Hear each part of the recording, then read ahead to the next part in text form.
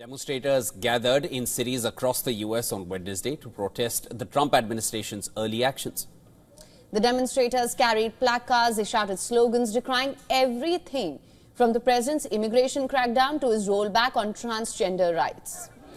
The protests are a result of a movement that was organized online under the hashtags Build the Resistance and 5051, which stands for 50 protests, 50 states, 1 day. Protesters in New York, Philadelphia and at several state capitals waved signs denouncing President Donald Trump, his advisor Elon Musk and Project 2025 to be a hard right playbook for American government and society.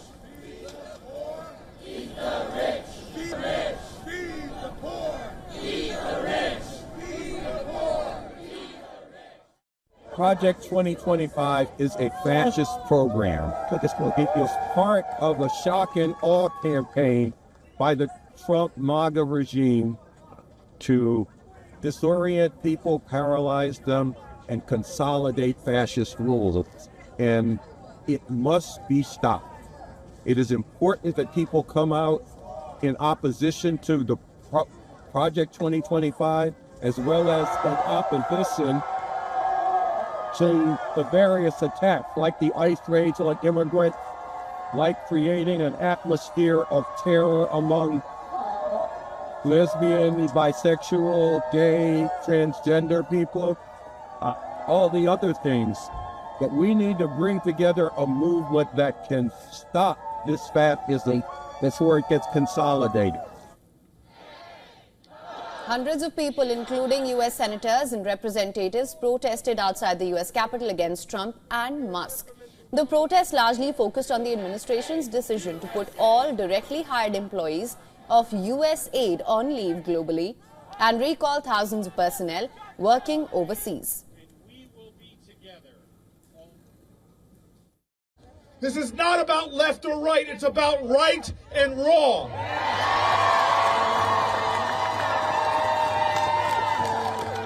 This is not about demonizing a political party. It is about telling the truth about Donald Trump's actions and Elon Musk's actions.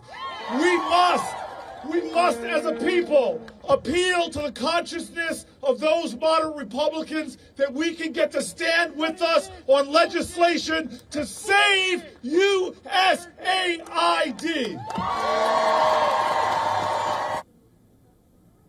Meanwhile, Democratic leaders in the U.S. House and Senate are pushing legislation Stop the Steal.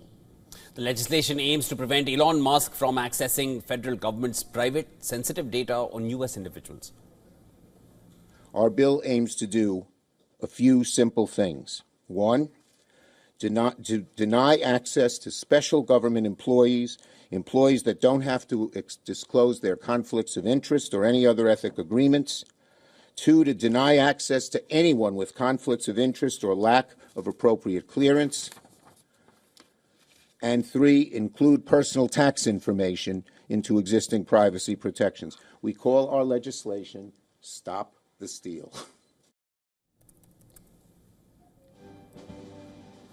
President Trump has signed an executive order banning transgender athletes from participating in women's sports, the latest in a slew of moves rolling back the rights of trans people. The order is titled Keeping Men Out of Women's Sports.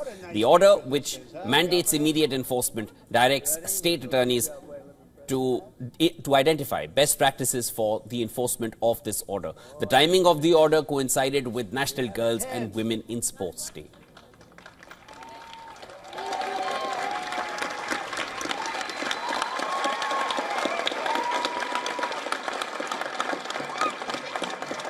With this executive order, the war on women's sports is over.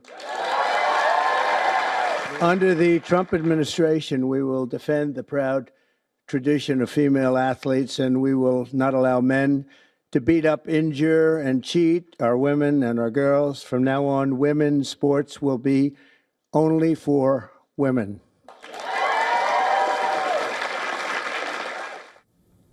And for more on the latest executive order, WION correspondent Susan Tehrani has sent us this report from New York. Listen to this. President Trump on Wednesday signed the executive order keeping men out of women's sports, prohibiting transgender women and girls from competing in female athletics at schools and universities. The executive order directs the federal government to enforce Title IX based strictly on biological sex assigned at birth, with penalties for publicly funded institutions who fail to comply. Fulfilling a campaign promise, the order reflects Donald Trump's commitment for calls to protect women's sports, a stance that resonated with many during the election campaign. Opponents say that it raises questions about discrimination. The order is expected to immediately face challenges in court legally, setting the stage for a broader national debate on gender and athletics. Susan Tehrani reporting from New York for WION World is One.